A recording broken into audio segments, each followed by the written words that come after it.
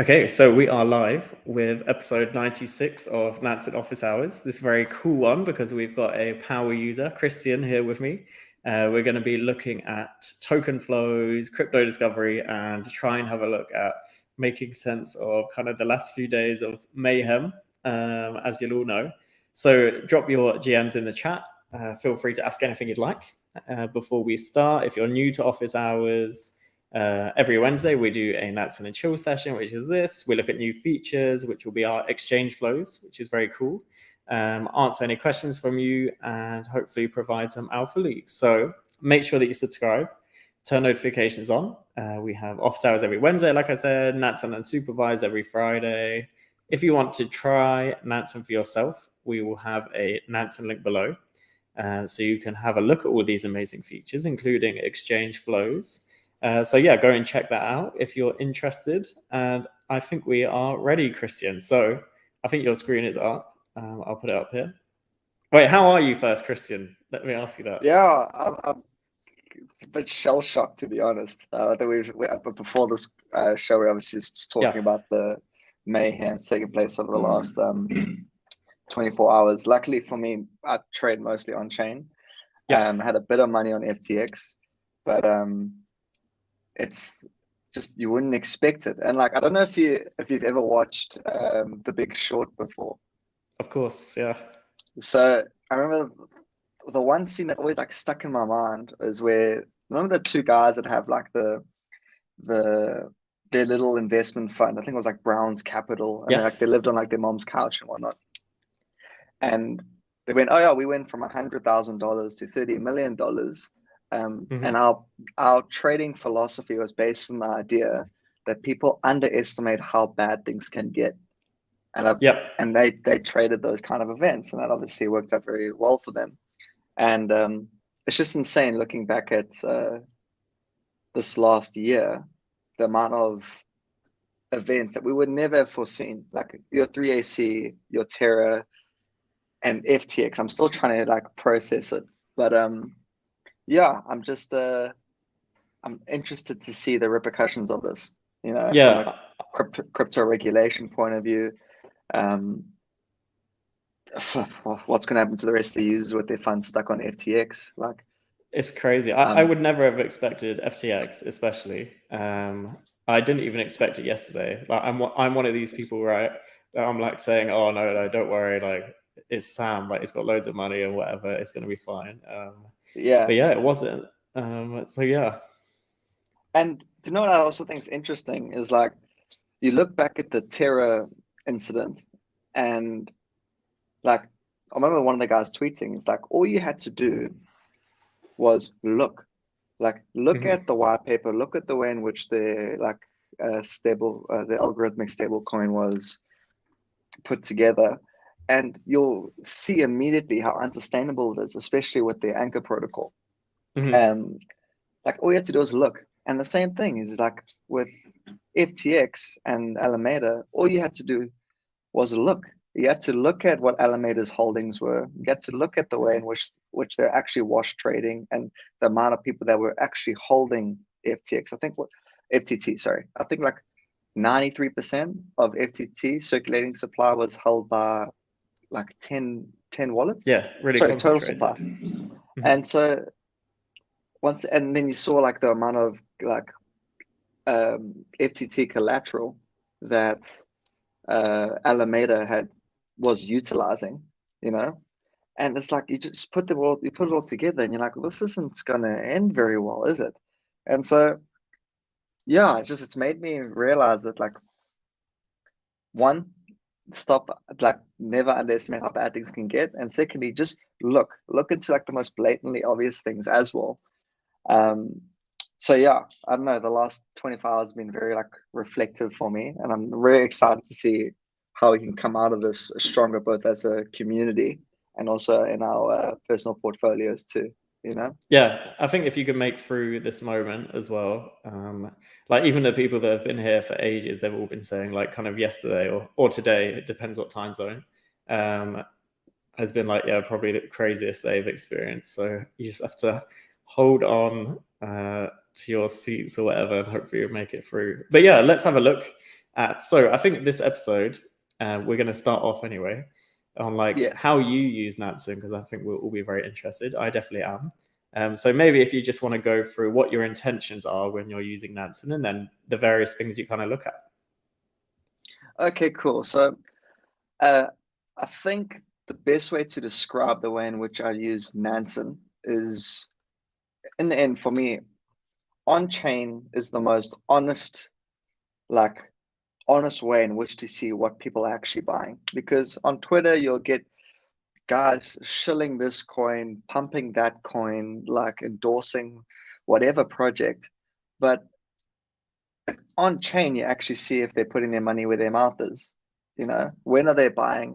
Are they actually selling the token? And so I think on chain on chain analysis, especially through Nansen, just gives us the most accurate understanding of what the market thinks of a particular token or project. And so with that in mind, I kind of use Nansen the with the trading philosophy around money flows and narratives, those two things. And so I think with regards to narratives, we briefly spoke about this yesterday, where there's an article that Kobe wrote in the beginning of the year called Trading the Metagame. And he kind of compares trading crypto to this game that everyone wants to continue playing.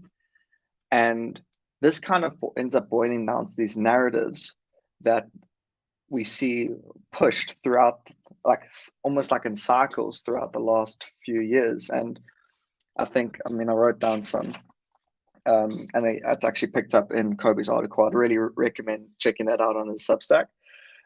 So some of these metagame narrative plays included like DeFi Summer in 2020. This was followed by a Bitcoin dominance run. This was followed by DeFi blue chips, like that was led by Aave, I think. Then there was the NFT run. Then there was Alt L1 season. Then there was NFT second season. And then you had the Ohm forks and things. Money you'll just see moves from one like category into the next category, into the following category. And it doesn't happen like all immediately. In some cases, the one follows off the other rather fast.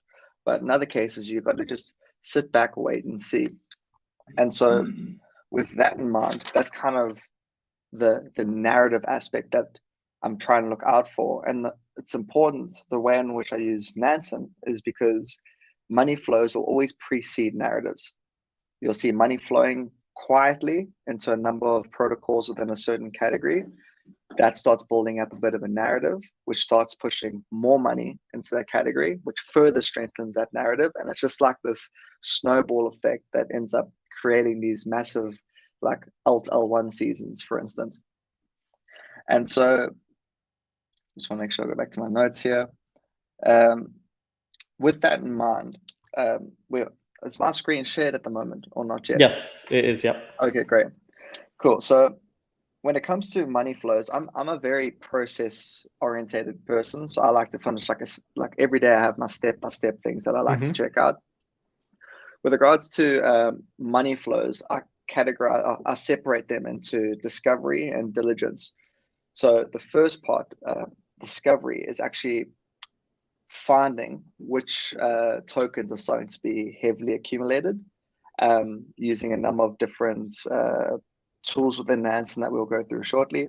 And then there's the diligence side of it, which is like, why are these wallets accumulating this in the first place? So are they accumulating it because maybe it's just token unlocks and investors are starting to receive their funds? Is there some upcoming catalyst? Is there, I don't know, maybe the stirrings of a potential narrative that we're starting to see push forward? And so that's kind of how I separate between the two. But maybe let's start then so we can get into the way in which I utilize discovery. So first thing I like to do, if that's working, is I go across to smart money. For those that don't know what smart money wallets are, they're basically wallets that the Nansen team have identified as owned by almost like smart money, smart traders. And yeah, so I like to look at this because it gives a really great sample like, because obviously you can't look through every single wallet, but your smart wallets are just a really great sample set to use to see actually where money is starting to flow. So on the smart money tabs, if you go across to token holdings. Christian, if you Yeah. just zoom in a bit, so Sure thing. yeah, So sure, perfect. fine. Cool. So token holdings here is what all the smart money guys have been. Sorry, it's basically a change in balances in all smart money wallets. So you'll see on the 30-day change, you'll see Binance USD has had an inflow in smart wallets of $134 million.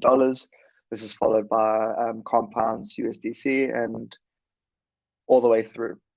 And then you got 7-day change, the 24-hour change, and even the hourly change, which is something you guys added recently, if I'm not mistaken. Yep. And then also the number of smart money addresses that are holding that particular token. So trying to think the best way to go about this. We'll go through an example shortly, but let me just go through the 3 steps I use. The second one is on the smart money, I go to Dex Trades. I scroll. Oh, I keep it here on top transactions over the last 24 hours. I then use the filter function. Wait a second here. The filter, while you're saying that, is a VIP feature. So Christian is a legend. He's on a VIP subscription. Yeah, and worth it any. So Undertaker, I'm going to insert Smart Dex Trader. So Smart Dex Traders are guys that are using Dexes a lot. Smart money that's using Dexes quite a bit, and it allows me to see what are guys actually trading on these Dexes. And so you'll see here. So the taker is Smart Dex. You'll see the Smart Dex Trader. You'll see the deck they're interacting with. Taker token is the token that they're using to swap for whatever future token that they're making, which is this final column here. And I just briefly like to browse through these and see, okay, what are guys actually trading for? And also what are guys trading out of? So in this case, I might go, oh, this X trader has just purchased 2000 FXS. I like FXS. I like what Sam and the boys are doing. Sam and stable team 6. And so I like to maybe take another look into FXS. And you can also further break this down to see, okay, how many of these smart DEX traders are actually purchasing FXS. So you can see over here, and this, I'm pretty sure this is the same person. Yeah, very likely. It's all the same address. Yeah, it is. And so you see this guy over the last 12 hours has accumulated smart money, to keep that in mind, has purchased more than like 12,000, over 12,000 FXS. And so maybe I want to look into that. I'll take a note on that. But once again, it comes down to like confluence on a number of different metrics that I use. That's an example of how to use that one. And then finally, this is a new feature that maybe you do want to explain before I go into it. Sure. Yeah. Well, I think flows. Yeah, as looking at it, it will kind of explain it anyway. But we have like various tables looking at kind of the token movements in and out of exchanges, and then we kind of segment that up into tokens and also smart money, as we will have a look at. I think it's better to kind of look at it than explain anyway. You're saying go through an explanation? Sure. No. If you just go through as you were anyway. Okay. Cool. So, what I would generally use this for is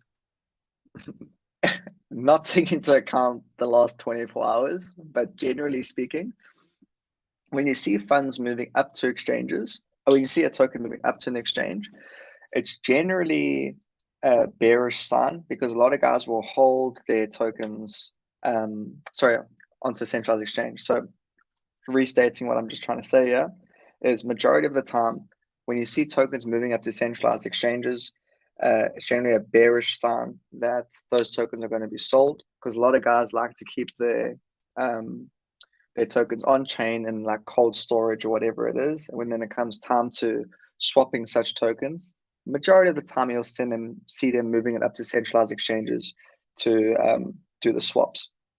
And so, and then same on the reverse side, when you see tokens moving off of exchanges, especially in big amounts, guys have generally just purchased it on exchanges, and now they're moving it back into their on-chain wallets. So I like to take a look at almost the biggest outflows. And once again, we can't really, this data is not going to be that precise given the last chaotic 48 hours. But you go, okay, cool. What are most of the guys taking off chain, back into their on-chain wallets? You see a lot of stable coins, which is generally also a bit of a bearish sign, because guys are obviously swap whatever cryptocurrencies that they've had into stable coins, which generally paints a picture that they're not very confident on such tokens appreciating over time, or at least in the short term. You see some guys have been purchasing Maker, some guys have been purchasing STETH, quite a bit of Matic, Uni, and the likes of those. Once again, this is assuming that these tokens have just been purchased on, purchased on these centralized exchanges and they're taking it off. In many cases, you'll also see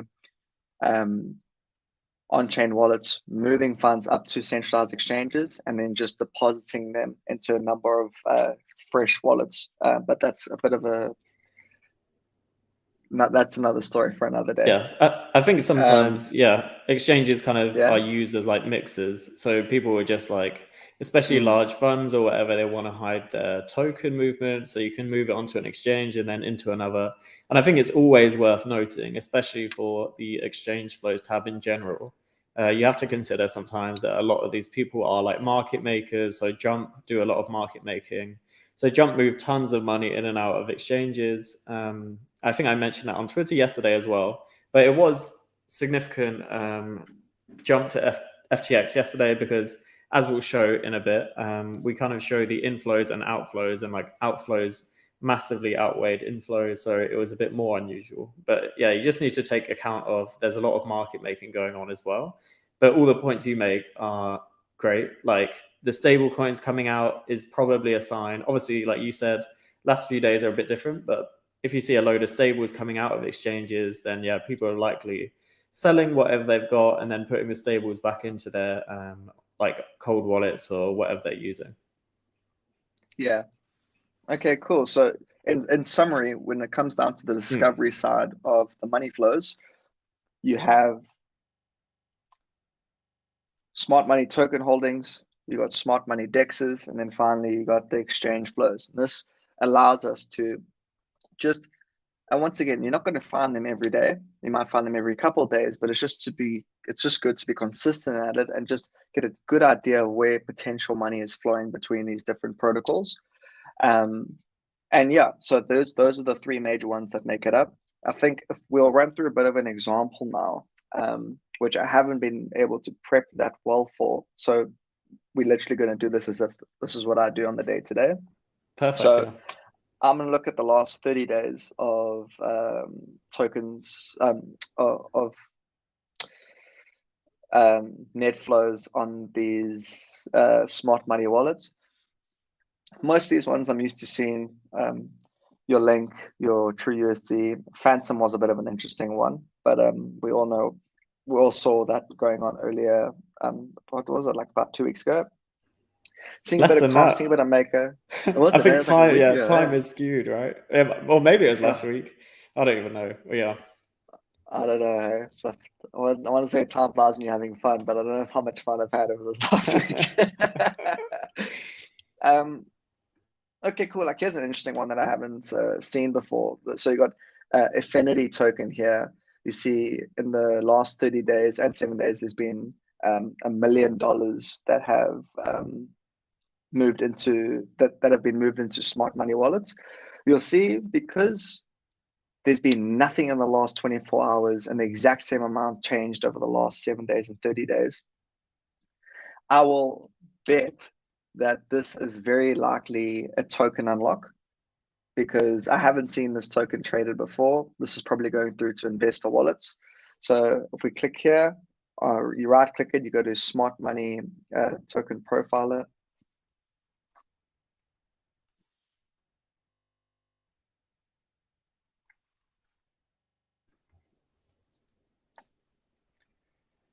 Go here, and I'm gonna look at the, so right now I'm in token guard mode for this specific token, and I'm looking at the Smart Money holdings. So here's all the Smart Money holdings that have some sort of holdings in Effinity. I'm going to do it by the 30-day change. And yeah, look, you see, this is very likely a token unlock, because you'll see there's been once again the exact same amounts over that period, nothing over the last 24 hours. So the way in which I'm going to confirm this is I'm going to go onto, let's say, the top holder here, hash key. I'm going to go to wallet profiler for that specific token. So I'm looking at Hashkey's wallet, with specifically looking at this token within the wallet, and I want to look at the changes and the movements. Okay, so yeah, I'm right. So Affinity's deployer, which is kind of the main wallet from which all of Affinity's tokens are sent, whether it's to the community airdrops, so community or airdrops, or LP rewards, or the treasury, or the investor holdings that will come through the deployer wallet. If I do it by time here, I see I started receiving in August last year, and another one in October. You see, he sent it up to an exchange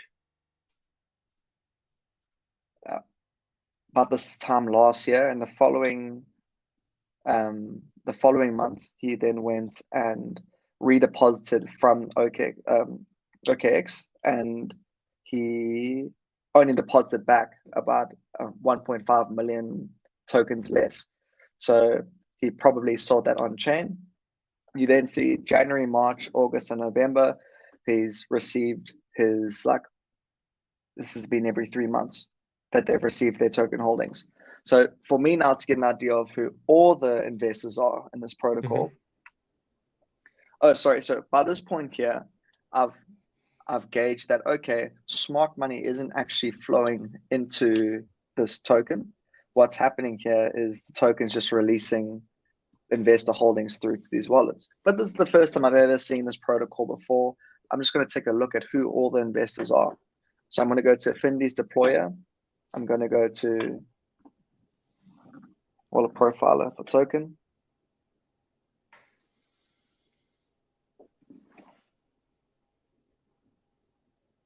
A lot going on. A lot going on, yeah. Okay, cool. Now you see how easy this is for me. So I've just gone and taken a look at the Affinity deployer. I've arranged it by date, so from the latest transactions on this wallet. And you see on the 5th of November at 36 minutes past 9, all these amounts have been sent out. Page 2, same. So there's been a total of about 90, 95, 96 investors that have received tokens that are part of the token unlock. So if I wanted to, I can go and then download the sheet. I think that's also a VIP feature, and just store that. So what I'm going to do now is, I've never heard of this project before. I want to just go check them out quickly. So it's called Effinity seed round. There we go.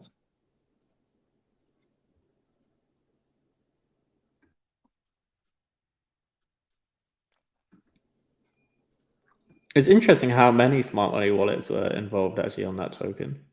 A lot of people I haven't seen before as well. Yeah, okay, cool. So I've never seen this before. This is a blockchain for NFTs. And this is one thing just for me to, like, put in the memory bank, because now I'm like, okay, out of all the potential narratives to come, we've potentially got an L2 season. We've had L to L1 seasons. Like, we can also actually speak later about the potential narratives I expect to see over the next 12 months, or that have the potential to run over the next 12 months. And to add on to that, we might go, okay, well, blockchains, like blockchains might do another run, NFTs might do another run, and there might be like an overlap between these two narratives for blockchain NFTs, where you start seeing blockchains that cater specifically to NFTs start pumping quite a bit. For instance, and once again, I'll add this to like an Excel sheet of like under like a new sheet of narratives, and this one specifically will work under blockchains and NFTs. Okay, cool. So I'm going to go through to the white paper. I'm going to go down to. Oh, okay, cool. So this is actually a project from Engine Network, which, as you guys know, it's one of like the biggest like NFT orientated crypto Gaming. protocol out there. Yeah. So now I'm going to go across onto tokenomics, and I'm going to look at. No, I want to look at distribution. There we go. Perfect. Okay, here we go. So you got the private sale. So the seed round was done 3% of the total supply at 5 cents. Then there was the following round, which came in at 6 cents, and the strategic round that came in at 7.5 cents. All right. So if I go and look at the token price, come on.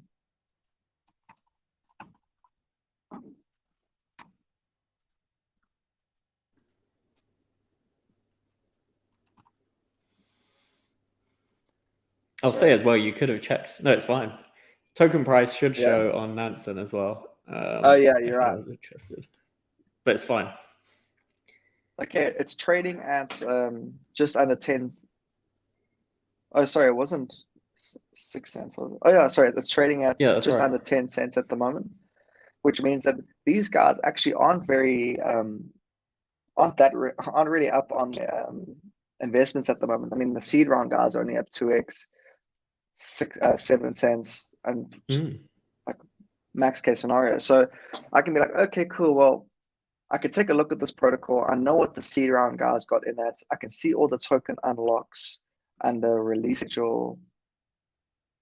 Oh yeah, see. So notice how on chain we saw amounts going through to these wallets every 3 months. That's what you got here. So in August, November, February, all the way through to November here, there's been unlocks of between 10 and 15% every 3 months. This has just been the token unlock here, month 18 with 15%. And we still got one more unlock in February next year. And that's when tokens are going to be completely allocated to those wallets. So now what I wanted to do, say I'm very interested in these kind of protocols, and I start seeing, hey, maybe there's actually a potential play here, because seed investors aren't really up on their investments. Maybe there's something stirring with Engine that I think that Effinity can benefit from. I just go take all of these investor wallets and I'll add them to a smart alert. So I'll take all those wallet addresses, add them to a smart alert for specifically the Effinity token. And basically, from then on, I'll be alerted anytime these guys accumulate or sell their bags. And it gives me a great transparency and a great level of control and peace of mind. And knowing that if I decide to take a stab at Effinity, at least I know when the main investors start dumping for whatever reason. And so, once again, definitely not financial advice, but I wouldn't recommend going into Effinity anytime soon. There's just been a lot of investors and a lot of token unlocks over this period. And also the graph is not the prettiest looking graph I've ever seen. No, it does not look great. No, but so once again, this is just an example of like where the diligence aspect comes in with these token flows. Yeah, definitely. I think you do an amazing job, by the way, Christian, of explaining. You're doing my job for me. It's amazing. I thought this was part of the job. No, it is really good. Sorry, yeah, continue. Okay, great. Well, yeah, so once again, that with regards to the way in which I use Nansen, money flows is so important for actually determining what goes on chain, what's actually happening. And I think it's so whether or not you use Nansen to discover potential tokens, the next part that I find very important is actually looking at token holder behavior. So say we go, Effinity looks like a great project. But let's just let's just do our diligence here and see actually what the token holders have been like over this period. I go to token guard mode, cross to token distribution. And so, by the way, there's the token price that you're saying, the fully diluted valuation, and you can see when it was launched, which is coming up on 2 years now. Token distribution. And these are all the top token holders. You'll notice most of them are actually going to be the seed investors. And so a couple of things I like to look at. So one is I like to, depending on the token model, is I go, okay, cool. How many guys are holding more than 0.1% of the total supply? So on chain. So we got 20 here. 20, we got about 37 holders here with more than 1.1% of the total supply. Keep in mind that some of them are exchanges and decentralized exchanges as hold them, as well as like the main protocol wallets. So you're probably looking at about 30 investors that hold more than 0.1% of the total supply. Then I go and I look like, yeah, 70. I was just going to say, look, if you look at the top, 76% of supply is in the multi-sig as well. So, yeah. And sorry, I thought the Affinity deployer was the initial contract from which all the tokens were sent. Sometimes that is the case, but it looks like the multi-sig is actually holding most of that. One thing I will say that I like about Affinity is how clear their white paper is with private sale, how much guys pay in each seed round, and the utility of the token, the way in which the pools work. A lot of protocols that I look into, I still don't know what the tokenomic models are, from a utility point of view, from an investor holdings point of view. But yeah, so Affinity have helped me in that white paper do half my job for me. But yeah, once again, coming back to it, so I'll look over the last period here. I'll be like, over the last 30 days, how many of these investors have actually sold any of their holdings? None from the first row. You can see CoinList and the multi-sig were the only ones, and that they're not individual holders. The only other one on the second page here is BitDumb, which is also not an individual holder. So you can see guys haven't really been selling this token over the last 30 days. But then again, you can't really blame them because the guys are only like 2x up on their investments if they're lucky. And so, yeah, that's the kind of thing I'll keep in mind. But for more like fundamentally sound protocols, I like to take a look at the top holders and look at the token holder behavior as a whole. See how many guys are actually dumping, how many institutional buyers are holding and not moving those funds. Another nice thing to do to see like up and coming interest in these protocols is you go to the far right of top balances and you click first in. And so this allows you to see wallets that are holding Affinity for the first time. So for example, Token Millionaire here, which is actually quite a lot as well, just moved or bought $850,000 worth, 850,000 Affinity tokens 6 hours ago. I can bet though that if I click on this and open it up, he's very likely just moved it from one wallet to another. And the rest of them, you can see 16 hours ago, 59 hours ago, 6 days ago, 10 days ago. I mean, for fresh wallets, there's only been approximately outside of exchanges about 15 wallets in the last 20 days that have actually purchased Affinity for the first time, which is not a very good sign to start with. And so I can be like, okay, cool. Well, look, although I've got a great understanding of the token holders and the investors and the fact that the investors aren't selling at the moment, and saying all that, there's very little demand for this token, given the fact that, these with the on-chain wallets, only 15 guys have bought Affinity for the first time in the last 20 days. It's like, if that's not a sign to like head for the fire escape immediately, I don't know what is. And sorry if for some reason if anyone from Affinity or any Affinity holders are watching this. Yeah, imagine I just owned loads of Affinity. Yeah. Just watching you destroy it. But also, I think one point there for the balances is how much was the coin worth? Like 10 cents from memory. So Yeah. even like the holdings there, they're not worth that much, like $1,000 ish. Yeah. So yeah, again, not So the best sign. getting a super small money at the moment. So Hmm. and so yeah, that's kind of what I used from the diligence side. To like token holder behavior is one thing that I found really important, as well as recent new holders that have started purchasing it.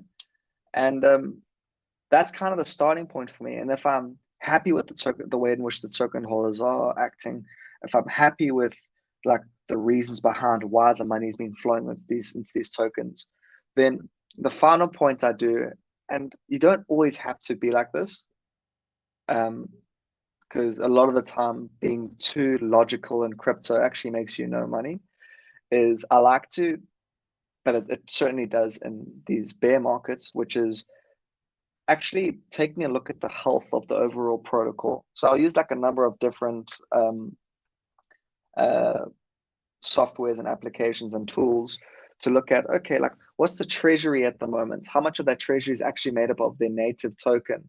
How often do the teams receive funds, which you can track clearly on Nansen? How often are the teams taking those funds and swapping it for USDC to like, to just purely to cover their monthly expenses? And you can start going like, okay, cool, I get that. Well, what's been the revenue over the last 30 days and the revenue over the last year? And you start actually looking at how well this protocol is actually performing, new users and new investors, the likes of those.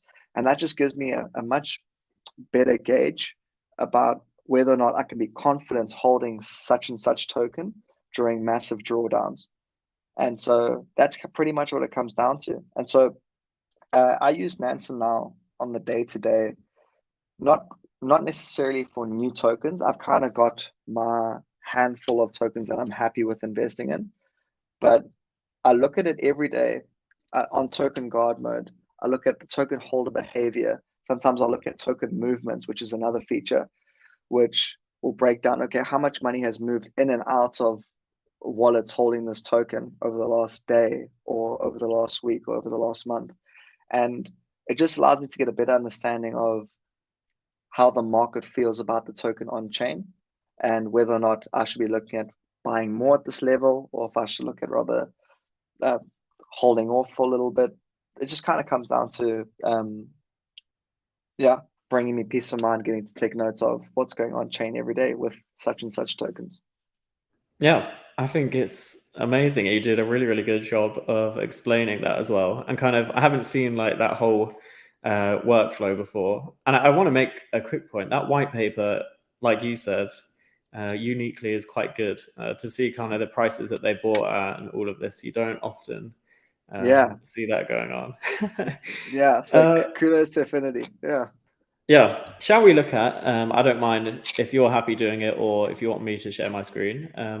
If you we go back onto the exchange flow stuff and Yeah, maybe let's just do it. have a look at some of the movements over the last few days. So from memory, of course, we had like the bit down movements, ETH moving onto exchanges, of course, FTT, USDC, USDT. So maybe we can make sense of some of the stuff that's been happening. I think that table at the bottom is probably the best one.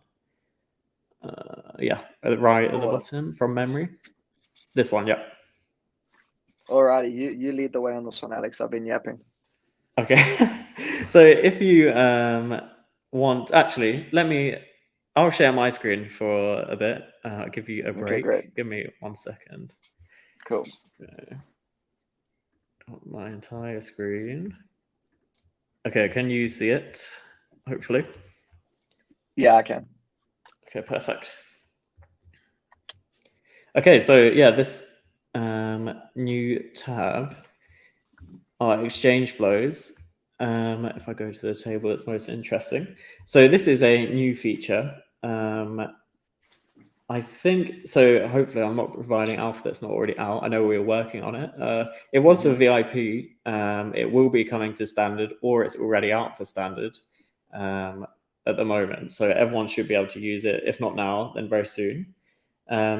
So this has been amazing for the last few days, obviously, because it gets you get to see kind of the withdrawals and also the deposits into exchanges. So here you can see one of my previous guests, His Excellency Justin's son, depositing, of course, a ton of money onto Binance. But probably more interesting so if we filter, so this is what we've been doing over the last few days. Of course, you put FTX. Don't want 24 hours because I think they have blocked. Yeah. They blocked it, right? Yeah. So here I did a screenshot the other day, Oh my and word. you can see, yeah, Nexo. I think when I screenshotted it, it was like $140 million worth taken off. Yeah. So now $217 million coming off in ETH, which hopefully everyone is grateful for now. Because yeah, it gives me Celsius PTSD. So obviously Nexo we're being careful, which is paid off. And then yeah, we've got all of these other wallets. I put out a wallet yesterday, which might be this one. Let's have a quick look of someone who managed to get about $120 million off of FTX in about 4 days. I think it could be this person. Wow. Yeah, so they had to do it in like all these small batches of like $1,000, especially yesterday because they were limiting it. So yeah, and then we've got all these various other people as well. Jump. This is the example I was talking about earlier. So when I took this screenshot, I think for Jump, withdrawals are like 40 million or something like this. You'd have to go back and check. But so at the time I looked at it and I didn't expect FTX to go under. So I was like, okay, Jump do this a lot, as we mentioned when Christian was looking at these things. So Jump do a lot of like market making. They move tons of money in and out of exchanges. So I was like, okay, maybe it's just them doing their usual stuff. But as you can see, if you go on 7 days, so 110 withdrawals, deposits close to 20. So it's a 90 million net withdrawal. So obviously that's not usual. And then, yeah, we got the same thing going on with whoever this is. You might be able to look into it further, as I'm sure Christian has done. Like if you want to find out who someone is, you can do that. You'd go on their like wallet profiler and take a look. I just want to mention, if it's loaded, yeah, so this is the person. Did you see this wallet, Christian? No, I was extinguishing all these other fires. Yeah, so this person, if you look, 26 pages worth. You tweeted about this, didn't you? Yeah, so this is the person. Initially, they were managing to get out like $500,000 at a time. So this is like every 4 or 5 minutes at that point.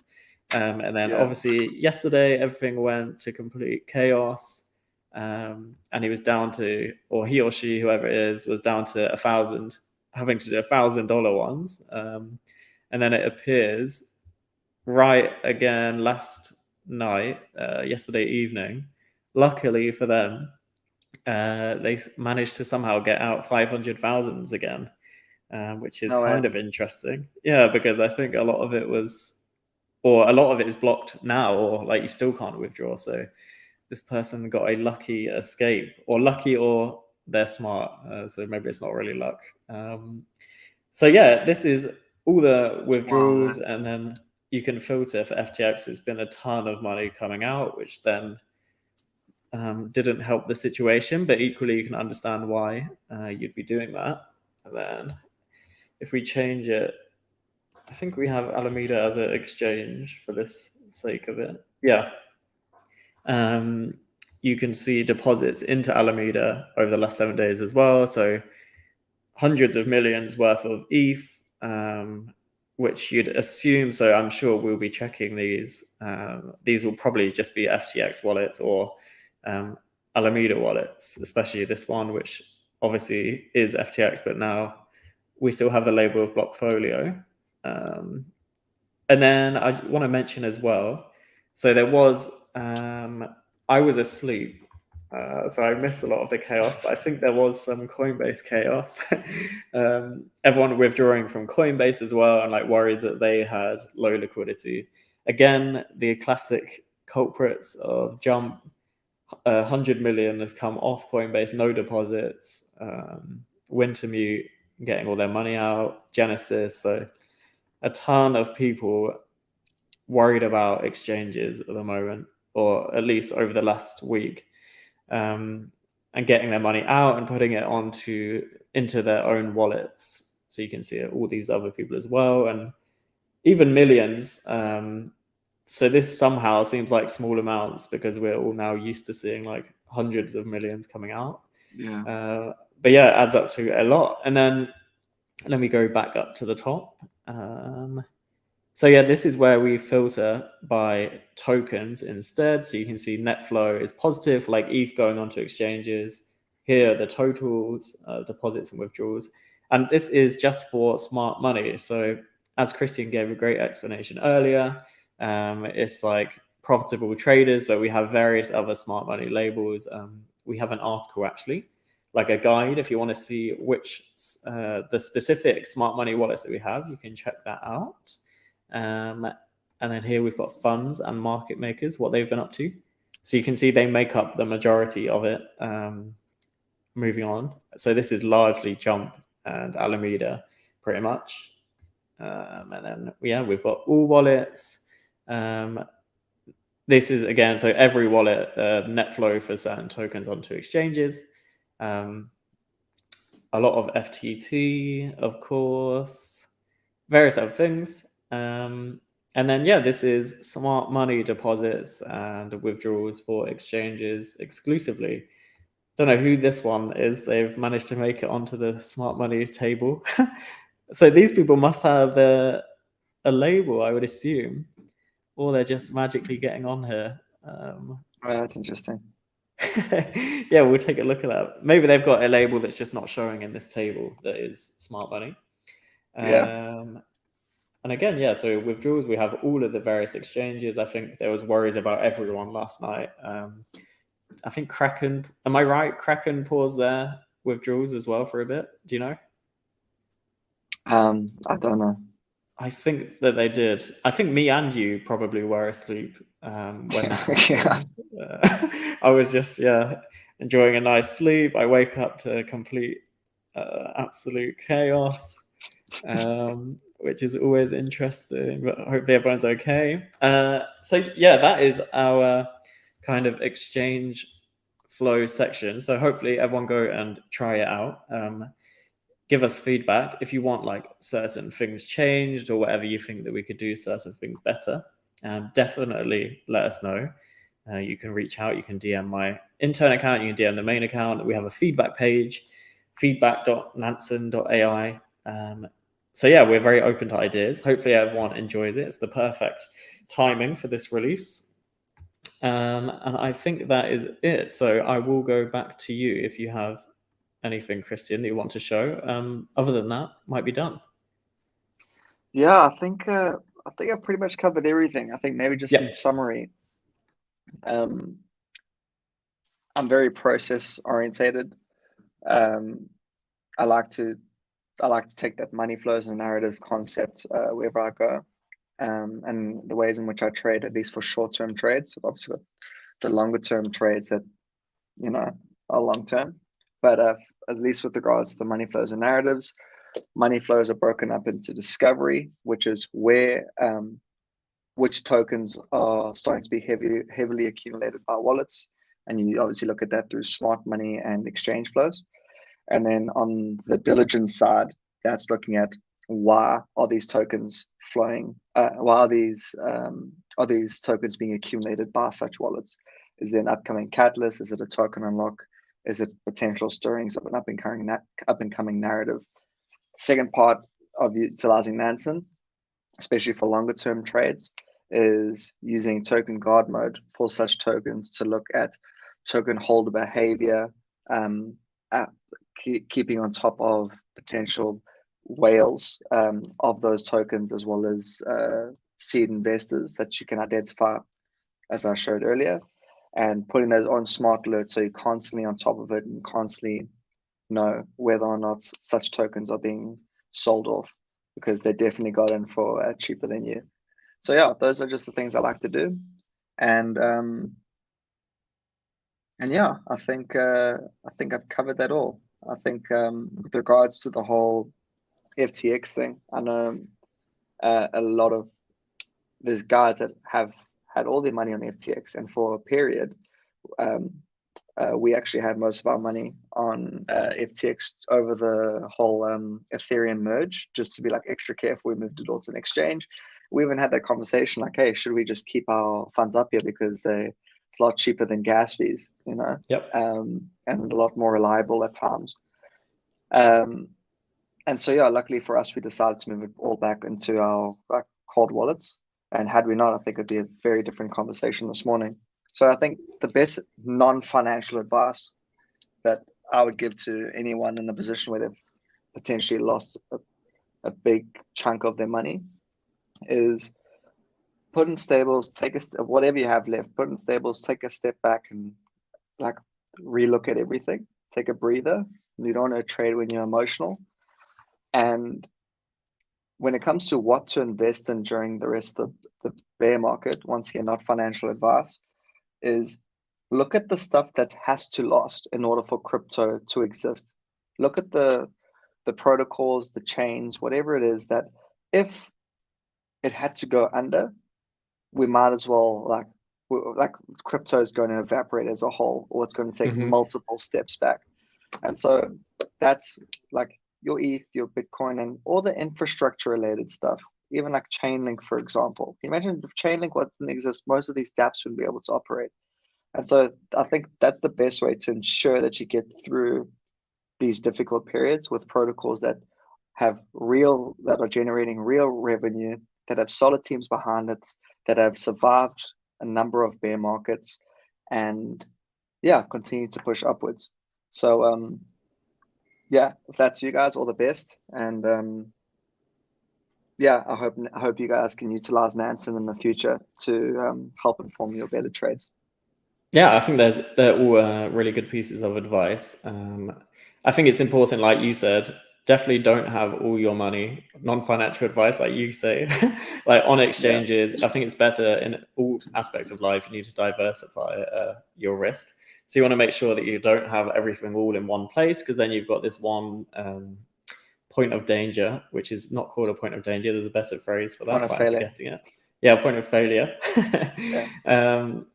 So yeah, and hopefully everyone is okay. Like you said, I think it's definitely important to just go and take a breath and go outside and don't trade emotionally. Yeah, go touch grass, like you say. But yeah, hopefully you really enjoyed that episode. I definitely did. Thank you so much for coming on. You're a great guest, actually. Really good at explaining it. I'll probably get you back on if you'd be happy. Yeah, I'd love that. I'd love that at some point. Yeah, definitely. Okay, so everyone, hopefully enjoy the rest of your day. Yeah, don't do too much. Don't spend all day on Twitter, which I probably am about to. So yeah. I think one thing from my side, if as I mentioned to you, I'm looking at building a Twitter account up at the moment. But if you guys just want to get in touch, there's my personal Twitter account for now, which you're gonna laugh at this one. It's actually can I just put it in the contacts? How does that work? In the yes, comments? If you open YouTube in a different tab, and then you'll have to just put it in the live chat. You can definitely. Okay, cool. I'll put it in after this, but it's at Nansen Intern. I just like the fact that it rhymed. Yeah. It's one word, at Nansen Intern. If you guys need anything, just drop me a DM or whatever. Yeah, definitely. I'm sure we'll be talking to you as well. To be honest, I think Christian, what I'll do is I'll just put it in the description. So if you send it to me after this, I'll put it in the description for sure. So yeah, go and follow him. Yeah, we will see you hopefully on Friday for unsupervised. If not, hopefully. Who do you have on, by the way? Thoughts I've advice. got Tim Copeland from the block this week, which will be Nice. perfect timing because he'll know a lot of what's been going on. Yeah. And then Crypto Cred next week again, very good timing, luckily. So yeah, I'll see you Yeah. all then, and bye bye. Cool. Cheers, Alex.